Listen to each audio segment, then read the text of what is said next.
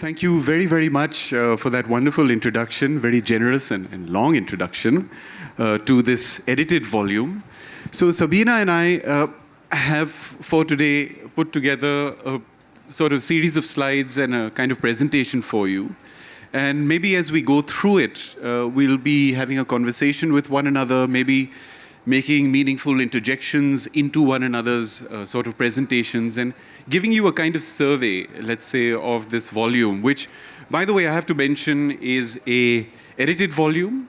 So I would like to thank, to begin with, the 18 writers and authors and practitioners who are involved in this from all across the world. And it sort of stands as a book that is part of a 6-volume series. This is volume number 4.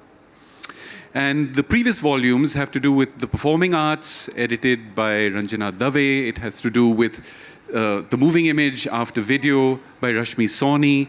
The series editor is Ashish Rajadhyaksh, who is a cultural historian, and you must have heard of him. Also wrote the encyclopedia on Indian cinema.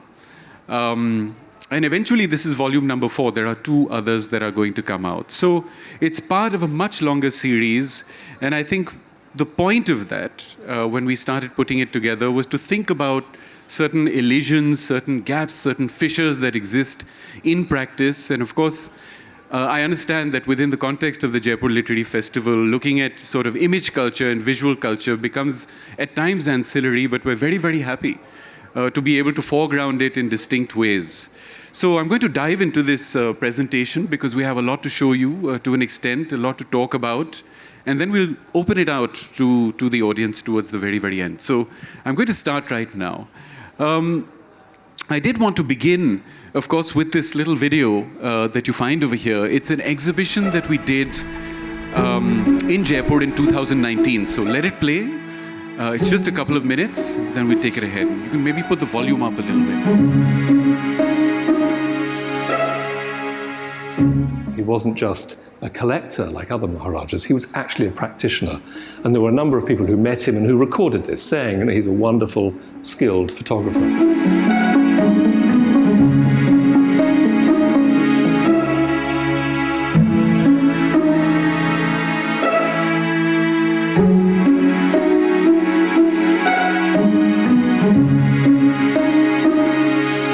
These works are like a disjointed, evolving, mutating self. They aren't what they once were.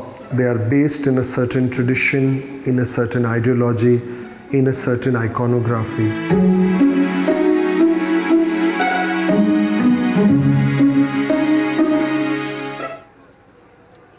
So that's the exhibition Ellipsis. Between word and image, I'm very happy to say that Nandan Ghia, the artist, of course, who is part of this exhibition, is sitting right there.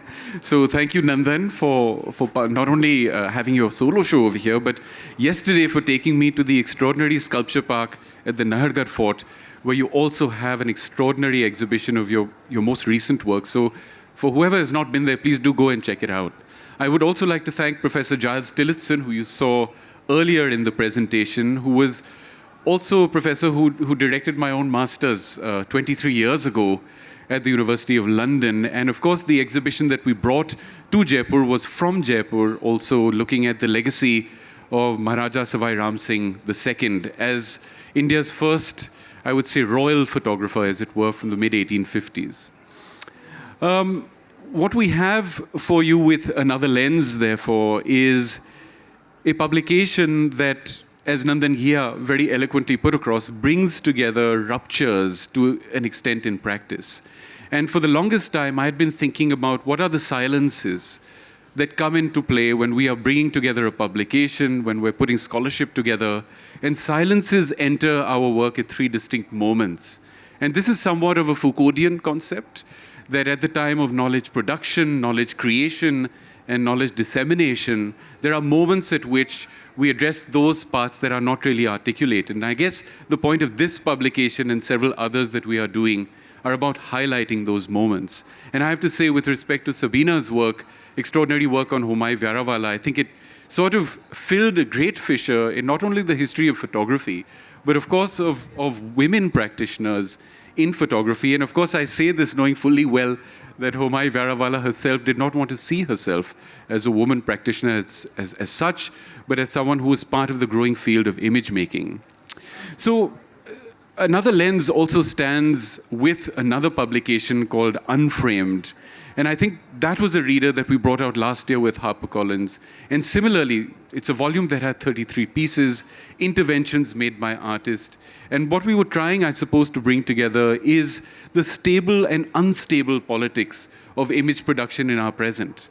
What happens, and I'm going to cite, Ariala Azoulay, the Palestinian Israeli, who basically says that what happens in practice, how do we enter the world of the citizen creating images for themselves when so much is left silent, when a lot of people do not get representation. But those silences, those gaps are also moments of articulation, and they must also be brought to the fore. So I'm going to skip from the table of contents very, very quickly. One of the exhibitions that I cite, of course, in this volume is The Edge of Desire. And The Edge of Desire, of course, is Chaitanya Samrani's exhibition from the early 2000s. And there was a quote that I was going to read from him, but largely in the 2000s, he cites two moments in time between which the exhibition is brought to the fore. 1992-93, with the demolition of Babri Masjid, and of course, the Godhra massacres that occurred in 2002. And he's effectively trying to bring together a kind of moment of globalization, liberalization, anti-globalization, and he does so through 32 artists and several artist collectives. And this, of course, includes K.G. Subramanian, Ravi Kashi, Neelima Sheikh, and several others. And I think this sort of stood as, let's say, an adjoinement to a lot of what practitioners of photography were bringing out. Now, this publication also brings together, I would say, printmaking, image making is a very, very important moment from the post-colonial period, from post-1947 all the way to the early 2000s. And Sumati Ramaswamy's piece really deals with the idea of the barefoot cartographers, individual artists who were looking at the image of India as Bharat Mata, as a kind of interplay of nation, nationality, nationalism at the time, and the different ways in which the maps of India were wrought. And of course, it also brings to mind the different partitions that have taken place, not only of Bengal from the 19th century, but of course 1947, and we must not forget 1971 with the, as it were, birth of Bangladesh. And if you haven't read this book, it's called Midnight's Third Child, done by the artist Naeem Moemin, and he's talking about the birth of Bangladesh. It just came out, and it's published by a local press in Bangladesh, so I recommend you reading that book. Now, of course, this moment of nationalism is simultaneous to sort of the rise of movements and such like, and one of the extraordinary albums that we have in the Al-Qazi collection is this one, which is called the K.L. Narsi album, looking at the Desh Sevikas, the women wing of the Congress party. And it's an extraordinary album that is kind of anonymous. There are no sort of practitioners who are revealed through it, but there is a compiler. There's an extraordinary individual who's put all of this together.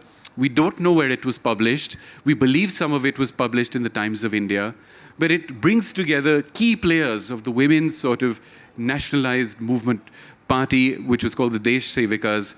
And it sort of also talks about how we can trace, I'm not sure if we would call that feminist histories, but sort of women's histories and participation in the national movement. So very, very distinct. No, I think it would be feminist histories. I think that it would be reclaimed as feminist histories, but we can talk about that later. Okay. So we go along. Of course, as I said, I wanted to bring broad sort of strokes of interest to the fore. A very, very important moment, of course, at this time, a little later than this time, was with the art movements in Bombay, with sort of key individuals who had come down from Austria as the rise of Nazi Germany was happening. And Arthur Langhammer and Kath Langhammer were very, very important individuals who brought together arts movements. Rudi von Leiden, was a distinct individual. They were kind of associated also with the editorial departments of the Times of India. This was also the time when there was a very, very distinct show that was brought down. And of course, we're looking on the bottom left-hand side as the MoMA exhibition that came to India in the 1950s, which was called The Family of Man, and had a great kind of anti-McCarthyism and a kind of humanist imaginary around bringing the world together post the Second World War. But there were distinct individuals. You might have come across the book of Jerry Pinto looking at this sort of moment wherein Keku Gandhi, who was sort of instrumental and sort of made the Jahangir Art Gallery and his legacies and what they are about. But I wanted to cite that there are sort of artists and practitioners and sort of cultural individuals who are coming together, who play this very distinct roles of transcoding what sort of art is at the time, of sharing a kind of transnational history. And already last year we had done a book launch at the Jaipur Literary Festival of the German practitioners of Indian cinema, the Wershings and Franz Osten. And this exhibition, of course, is traveling to Bombay next month. Move on very, very quickly.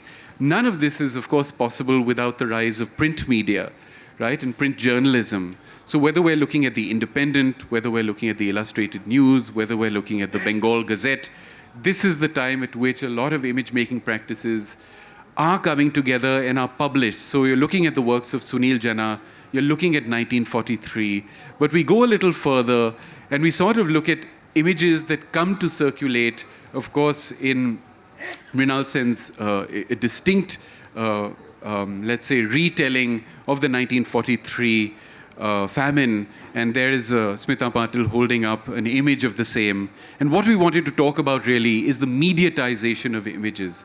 How images constantly enter new media and how there's a kind of distancing and nearness between how reality is negotiated. So this happens not only through print media, but as we go along through, of course, cinema and film.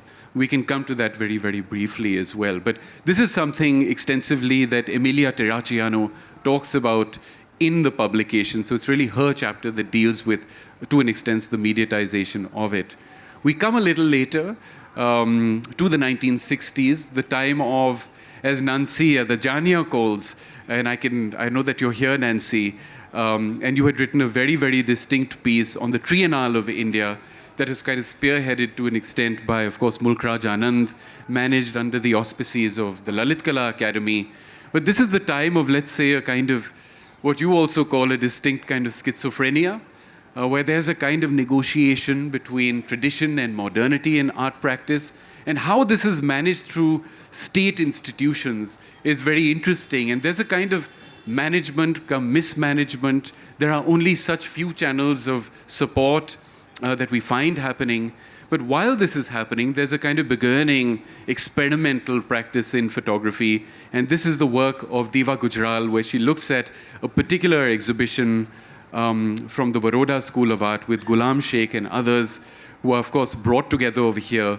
And they address kind of lithographic prints with photography for the first time. They address the French New Wave in cinema in their art practice. So if you haven't looked at this particular exhibition, I'd really recommend doing so. And it brings to the fore a series of other extraordinary practitioners, such as O.P. Sharma, who is based in Delhi, and of course Geeta Kapoor, the art critic, who would know him very, very well, because in her father's school, he becomes the lead, in modern school, he becomes the lead sort of teacher and professor. And we've kind of started looking at his legacies only just now.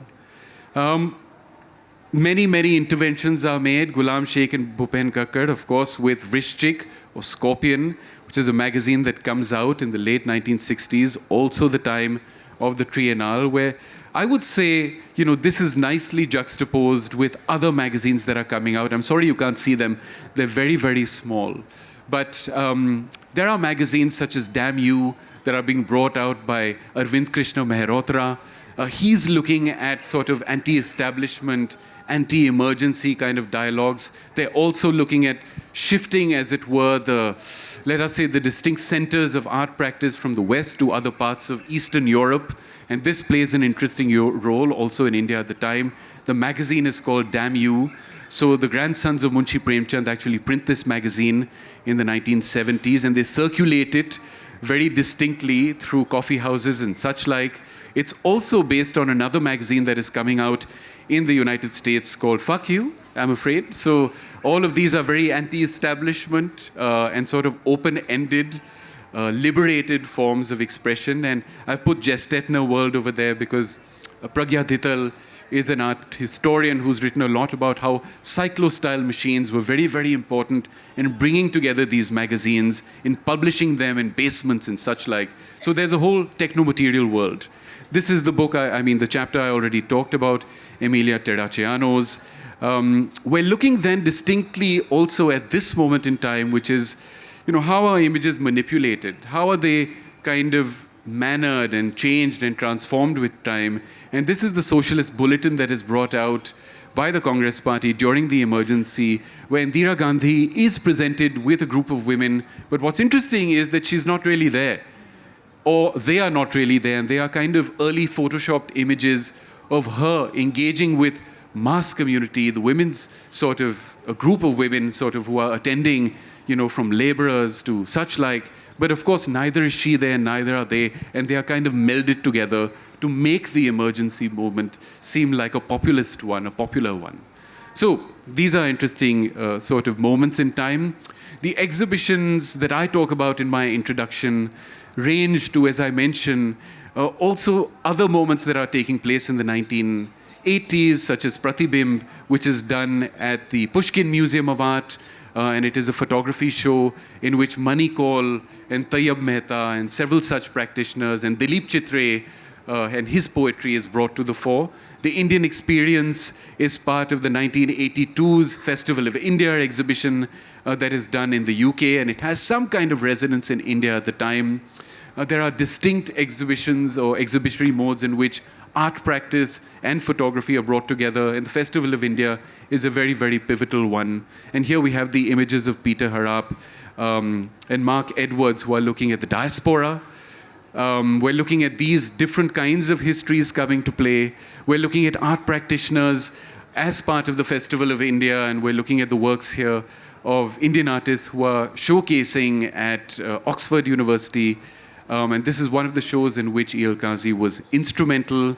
We then come to the Biennales of India. They're very important. The first Biennale of Indian photography that is done under the aegis again of the Lalit Kala Academy. And so all of these moments, I think, are distinct because we have a new sense in which images are brought together not only under the aegis of government, but slowly, the private sort of industry, the gallery, these start playing a distinct role.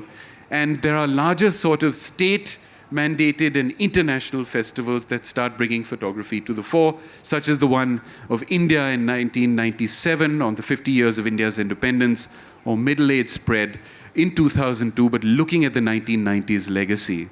We also have exhibitions that are taking place which show a kind of intersectionality, where you have Pamela Singh's work written about by Peter Negi, we have O.P. Sharma's work, we have Shambhu Saha's work, and all of them are written about distinctly by practitioners such as Mulk Raj Anand, who's written on Yog Roy, of K.G. Subramaniam, who is writing on the work of Shambhu Saha, and such like. Very important moments have taken place in the distinct realization of the leftist socialist movement in India. Here we have images of course, Jananatya Manch on the inauguration, post the inauguration, as it were, or commemoration rather, of the passing away and the killing of Safdar Hashmi on the 1st of January 1989. And on the left-hand side, we see a very, very important photograph taken in the same grounds where he's assassinated, while he is enacting the play of Halla Bol. And this is done largely by Mauloi Shri Hashmi, who's really looking at bringing together this entire legacy of Janams.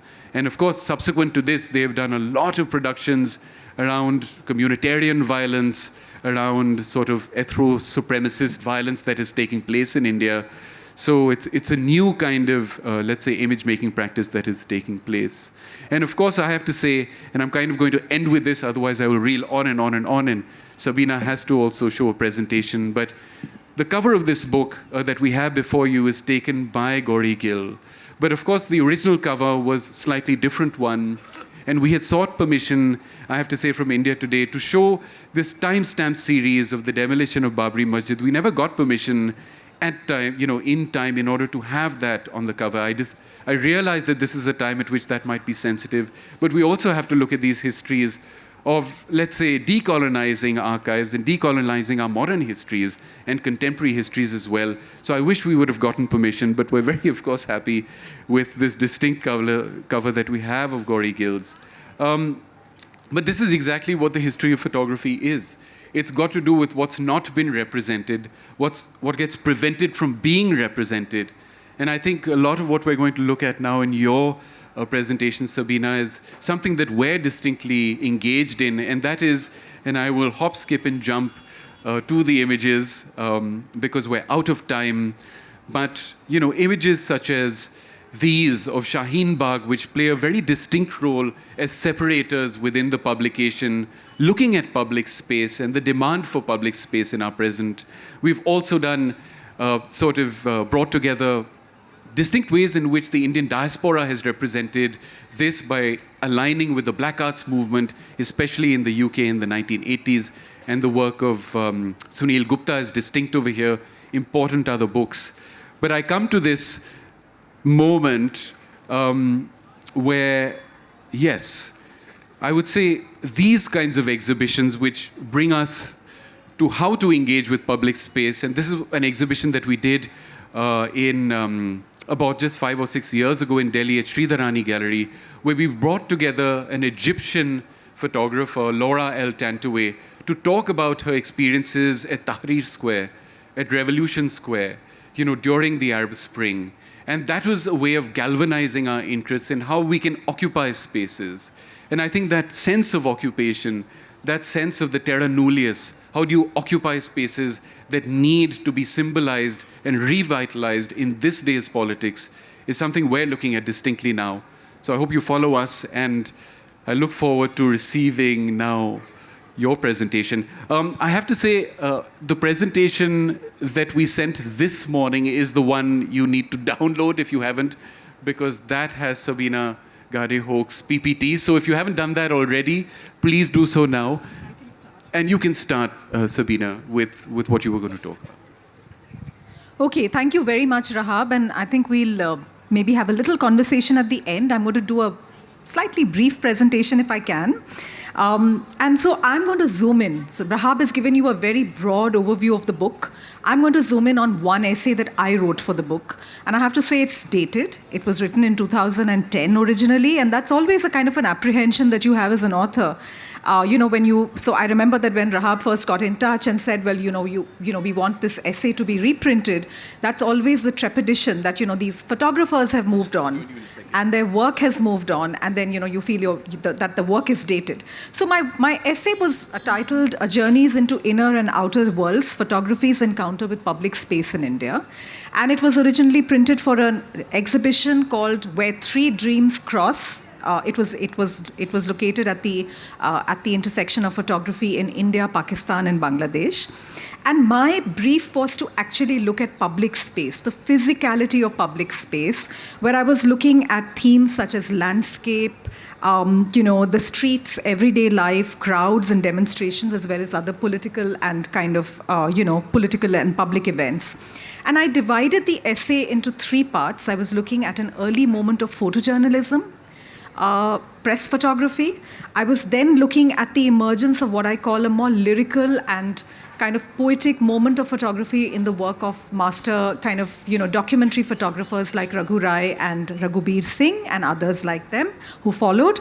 And then I was looking at a turn, at the turn of the millennium, I was looking at the 21st century, in the first decade of the 21st century, and what shifts. And to my mind, I was looking at what seemed to shift in the work of certain largely female photographers. And of course, I'm not making a generalization because, there are other photographers who were doing the same.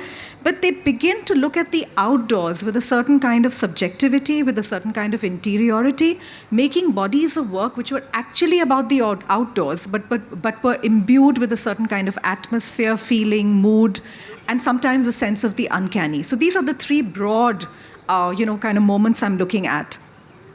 So I'm going to, I don't know whether we have the slideshow as yet. We don't. Okay, so I will continue. So what happens with, the coming of photography, let's look at 1947, 14th of August, midnight, power changes, right?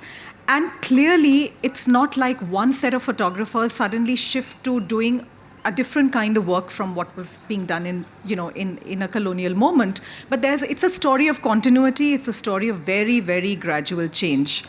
And what we see is that press photographers continue to focus on spectacular events and important people. Only those important people change, those events change. So, for instance, if you were looking at, grand spectacles of hunts and Mughal and darbars, now you have state-sponsored, public events, like, let's say, Republic Day. And here is where I probably need my PPT. Rahaab? If possible. Technology That's okay. yet again. That's okay. Okay, so we might just need to continue on. Okay, Yeah. because it might take time. Okay. We might just need to go. So, and I'll take you through the PPT later. Sorry, my apologies. So, you have all these interesting events. So, somebody like Homai Vyarawala, Rahaab has already told you that I wrote a book on Homai Vyarawala. Homai Vyarawala captures, the grand spectacle of a buggy ride when India becomes independent. She also photographs the top of India Gate. And so you see the second Republic. By the way, the first Republic Day was held at Purana Killa, which is what I realized when I met Homai. And the second Republic Day, 1951, was actually at India Gate. So that's the first time that you have Republic Day at India Gate. And, it's an image that's taken from the top. Today, you wouldn't need somebody like a photographer to take that image because you'd have a drone to take an aerial shot. But she actually climbed up to the top of India Gate to take that image, and I hope to show that to you as soon as we get the PPT going. And then there are photographs of big development projects. So, for instance, you have the Bhakra Dam. And the Bhakra Dam is, of course, this big development thing. And we know that in a moment before the coming of the environment movements, when we now know it's not so cool, it's pretty uncool, actually, because we know that, a lot of these big dams brought a lot of ecological damage, devastation, displaced a lot of people. But in that moment, photographers were obsessed with these big events, the Bhakra Dam. But the image that I'd like to show you again is a kind of an image where you have the Bhakra Dam, the building of the dam on one side, and you have this amazing image by Kulwant Roy, who was also a contemporary of Homai, where you have all these men standing there. It's a very interesting photograph. They're staring at the camera. They're looking somewhat sullen. They're looking somewhat angry and distrustful of the camera. And you realize that these are workers who have been working at the dam site. And very soon they'll disappear. As soon as the dust of development kind of settles, this labor will be gone. And we don't really have histories of displacement. And perhaps one day when we do have those histories of displacement, then a photograph of this so-called non-event. So the event, the big event on one side, and what is called the non-event, the very small, thing that happens on the side, that will perhaps become a little more important. It's interesting that you talked about the crowd because you made reference to Indira Gandhi, kind of superimposed in the crowd. And one of the other things that I do point out in the essay is that the crowd, so you have some people who become kind of significant. So leaders, for instance, are always prominent. They're always shot from a low angle. You've always seen them from a low angle. They used a daylight flash. Homai said that to me. I said, how did Nehru's face glow? And she said, we used a daylight flash. So even in daylight, they'd use a flash with that big camera, which would, throw a kind of a glow on the face. So leaders actually had this aura. And they were actually, because she had this heavy camera, she was actually photographing from a slightly low angle. And you'd actually get this slightly kind of, low angle shot. And so, but what is interesting is that you have the leader on one side. And on the other side, you have this nameless, faceless crowd. So it's almost like the person against the crowd. And the crowd is actually faceless and nameless. They're just the crowd, exactly that. And so, again, I will have a number of images. Yes, you will now have them. We will have them. Okay, great. So we can quickly go through them. I'll just take you through them so that's Homai Vyarawala. That's the big spectacular event that she photographs. And it needs to move. And do I have to, can you? I'll try with that. All right. And that's the image that I told you about where she climbs to the top of India Gate to take this image of the Second Republic Day in 1951. Can we change? Before that? Yes. So that's Kulwant Roy. That's the image that I was saying is the Bhakra Dam on one side. And these people who are looking really distrustful, they're standing next to a mobile van to get their payment probably. And these are the people who would become these faceless people, nameless people. Next. Okay. So here is your leader against the crowd. So the news of Gandhi's death, which I thought was an interesting, event to take. So 4 photographers. Here you've got Sunil Jana on the left. And Sunil Jana's got this, it's a photograph that he's taken, wonderful photograph where you have the image of Gandhi's death, against these crowds. On the right-hand side, Homai, again with the crowds who are running with the train that's carrying his ashes to Allahabad. The next image. This is how my grandfather chooses to photograph Gandhi's death. He was also a press photographer on the morning after January 31st. So he died on January 30th. Newspapers carried the news of his death, and my grandfather chooses to bring the private and the public together. So he puts the 5 children, my mother included, in a little kind of circle, and he actually makes them pose with the newspaper announcing Gandhi's death. The next one. And this is how the tabloid, now Blitz was a very, very major tabloid. Rusi Karanjia had founded Blitz. And this is how they choose to show Gandhi's death, except that this is a trick image. This is not the death of Gandhi. This is just Gandhi lying, asleep in a train compartment. But they need a sensational image. And that's how they choose to show Gandhi's death. And so obviously here are these images that are being created of public events and public space. Can we move to the next one? Blitz, of course, needs visual melodrama, and the only way that they can have visual melodrama is with screaming headlines and colors and lines. And so this is a very, very public scandal in 1959. For those of you who have lived through 1959, you would know the Nanavati case. And this is the naval officer. I grew up with this because my father was in the Navy, and I grew up with this story of this gallant naval officer who shot dead his wife's lover, except that I didn't think he was very gallant when I grew up, because he actually killed a man.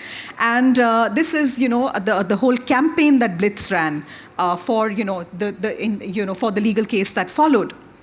Okay. And a lot of, so before that, a lot of people were actually photographing, we can stay with this image.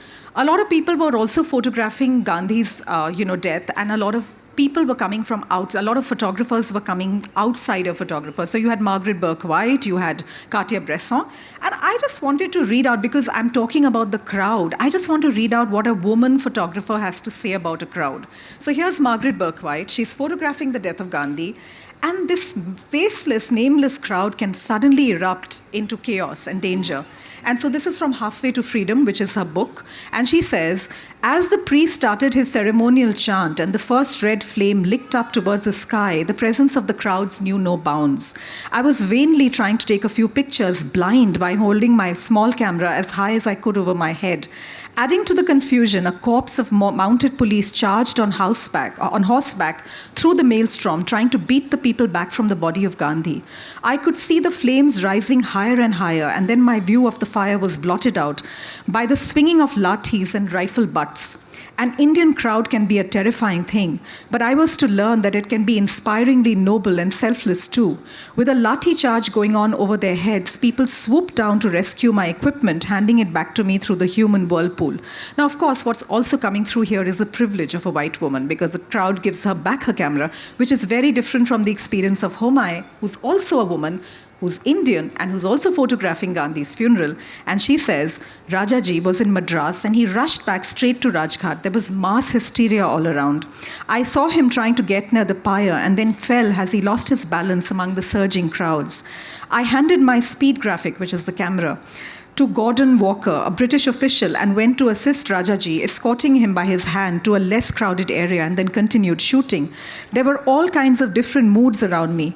While the overwhelming emotion was that of mourning, sadness, or hysteria, there were others on the periphery who were attending a mela or a carnival with vendors selling toys and eats. So Gandhi's funeral wasn't really the somber event that we imagine it to be. People were actually having aloo ki tikki on the side as well. That's what she said in my book. Okay. And then you have this American photographer, William Gedney, who talks about his bewilderment when he comes to India. He says, the vision is exhausting. The masses of Asia weigh down on you. You see too much, your eyes want rest. And I think that these two photographs actually somewhere express what Gedney was trying to say. So you have a Homai Vyarawala picture on one side, which is Bombay, in the 1940s, and you have a Raghu Rai photograph, probably Delhi, 1970s, which are very similar in some way because they could really be expressing what Gedney is saying about the chaos of India. Okay, can we move to the next one? Which makes me move to my next moment that I want to talk about. The Ganpati festival, again, Homai Vyarawala in the 1940s, Raghu Rai in the 1970s.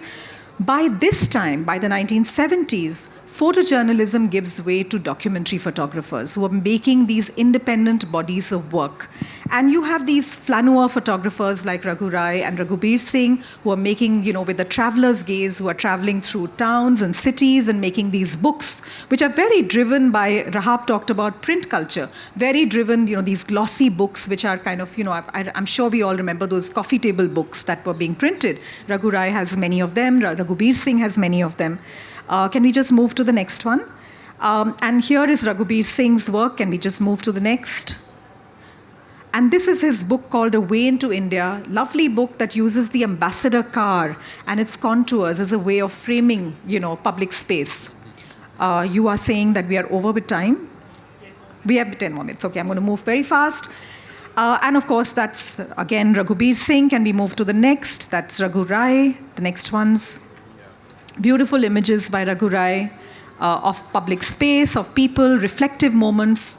Let me move to my last kind of section, which is about a gendered experience of public space. So how do women image public space? What do they do? And what do they photograph? Who are the women who can loiter in public space? So one of the kind of women who loiters in public space, and I'm borrowing the title of a book from Shilpa Phadke, is a sex worker, the street walker, right? So Dayanita Singh shoots these amazing photographs of sex workers in Bhandup. Shiba Chachi, who's a feminist photographer, shoots women in the Kumbh Mela, except that these are women who have undergone a spiritual transformation, very androgynous bodies, look very different, very empowering images because these are women who have left the fold of the family, moved away from family life, living this autonomous existence. Can we move to the next one? Dayanita photographing another kind of woman devotee, women in Banaras. Now, Banaras is a city that has been imaged by so many countless photographers, and yet Dayanita shoots, she chooses to shoot Banaras from the point of view of interior spaces, from the Anandmayi ashram. Can we move to the next? And we move to the next, and we move to the next, and we move on. We'll just carry on. And I'll go to the last section of the piece. Yeah, a little more. That's Shiba's work. Okay. Now, in 2010, when I wrote this essay, the preferred location of the documentary photographer seemed to have shifted. In globalizing India, suddenly everybody was looking interior. Everybody was looking inwards. And I'm thinking to myself, how does one create a new language to look at public space now? And it seemed to me that 2 or 3 of these women were doing very interesting things. So this is Gauri Gill's Nizamuddin at night. She's looking at night. She's walking the streets at night. But these images are very moody. They're very atmospheric images. Can we move to the next? Dayanita's work, the previous one, which is the Blue Book, which is again these factory kind of, settings. No, the previous one. Yeah, the next one. Sorry. So these ones, and then she moves on to these colored images, which you can see this is public space, and yet there's something different. There's something happening in these images. They are very, very atmospheric images. So it's a different way of looking at public space with a different kind of mood. And I'll just end with just 1 or 2 more images, and yes, that should be it. Can we move forward? Can we move forward? Yeah, a little ahead. Yeah. And now Gauri, of course, does very interesting work where she layers her images with these Varli artists. And can we just go to the last slide? Yeah. And Dayanita is doing this really interesting, these architectural montages. Now, these are not made with Photoshop. If you look very carefully, these spaces cannot exist. They are images that she's taken on her various travels. She goes to different places. She forgets the names of the places that she's been to. She's cutting and pasting these images together. So you look at it and then you have to look at it again because you realize that these are phantasmatic spaces that cannot exist. So I will stop right here. Well, thank you very, very, very much, Sabeena. Sorry about the technical issues all right. we have had. We'd like to open it up, I suppose, to the public. To if anybody has audience. a question. And there is one please. there. Photographers like Margaret Burke-White and Humayun Vyarawala, both of them are women. I don't want to particularly point out to that, but as somebody who's an aspiring photographer myself, what do you think is the major difference in their works? Because they kind of worked during the same era, and Margaret also came to India. So according to you, in your understanding, how does being a Western woman photographer differentiates from being an Indian female photographer? That's a great question, and I'm so glad you asked that. So one, of course, she's American. She's come with privilege. And in fact, Sunil Jana actually travels with her and takes all his photographs with her. There's this lovely story of how Ram Rahman has talked about it, that every time she'd use her flash bulb, he didn't have that. He'd photograph at the same time. But what is interesting is that Homai could not roam, we say loiter, right? I use the word loiter. She could not have done that as an Indian woman, even though she was Parsi. She was not a Hindu woman, but she could not have that freedom that Margaret had. You know, there's a certain autonomous agency with which Margaret could just travel anywhere. Homai could not go photographing partition, for instance, right? But you've asked an interesting question because you said you're an aspiring photographer. I've always said that for women, there is today, every single space is open to women, except the space that is still very inhospitable to women is press photography. And I'd like to quickly relate a story, and that is that then Homai got an award at Rashtrapati Bhavan. It was a Padma Bhushan. Padma Shri, right. And I went with her to Rashtrapati Bhavan, and and when we were traveling, she was on a wheelchair, and she was 97 then, and she kept pointing out things to me. She was just silently pointing out stuff to me. At the end of the thing, the president, Pratibha Patil, you have to sit on a kind of a dais, and all the Shashi Kapoor got the award in the same year, and you all sit with the president, and this big photograph is taken. She came away when the photograph was taken. She said, "Did you notice that woman there?" And I knew the woman, Shipra Das, who used to work for India Today, who does still work for India Today. She said, "I'm so happy I'm no longer a photographer now. Did you see the way they were pushing her?" So there's a way in which somewhere that press photography, I'm talking about photography, press photography, still photography, there's a way in which it still, many women still feel that it's a very inhospitable terrain for them, even now. That's the one area. So, while I'm very reluctant to talk about this whole business of this special status for women, because so many women now don't want to be known as a woman photographer, they want to be known as a photographer. But press photography is that one area that I think is still a little bit of an issue. I'm a geographer, and I have been taking photographs since 1973 in the US, Africa, India, Europe. In 77, when I was visiting India, in Jaipur, I took a photograph of somebody throwing a shoe at Indira Gandhi. The shoe is flying, and there is a big crowd. Now, some people So said somebody threw a shoe at Indira Gandhi. Okay. From the crowd, Jodhpur Vyas Stadium is very huge. I was teaching at that time, and many people have been saying it's a very unique photograph. I went to Kashmir for relief work and took some photograph of people in distress. I call that Unhinged Life in Kashmir. Because I put that title, Unhinged Life in Kashmir, a lot of people came as if I was talking about something else. Although the images were the same, a demolished house, a woman crying, so on and so forth. And I had an exhibition in Johar Kala Kendra for 3 days, and fortunately, a few very eminent artists like Himmat Shah, they came to see it.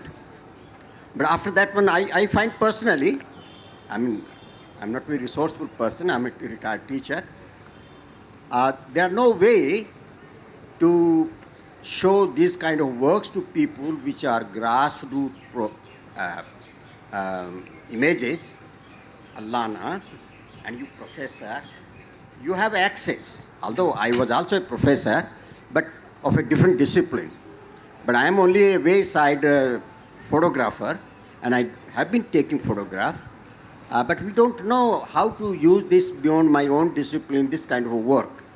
That's my problem which is bothering me.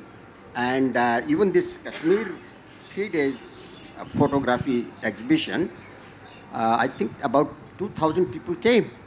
But only because it is unhinged life in Kashmir. I don't know whether it was about photograph or not. So, I'm sorry to interrupt, but do you have a question? And we're finished with time. But I would love to see that photograph later. Okay. I would like to have your contact so that Sure. I can reach you. Sure, yeah. All right. I think we are done. Okay, I think we're done. Yeah, Tani, you have a question. But, I just want to know what happens to the image with the cell phone. What happens to the image with the cell phone? Everybody becomes a photographer. It's democratic for sure. Everybody can make images. I think that we will have to really deeply introspect about photography and creating a different kind of language where we tell stories through images and no longer have to depend upon captions. But there will have to be a real introspection about a new kind of sensory form, which I think the mobile phone does open itself up to. Because it's small, it's tiny, you can feel it, you can touch it, it's tactile. I think it raises a lot of challenges for us. But if I may, I'll also just sort of end by saying one thing, and we can end with that perhaps, is media sensitization is a real need and requirement in the present. And I think a lot of the work that we've been trying to do is not only about that sensitization to a group of practitioners or photographers, but even at the senior secondary school level.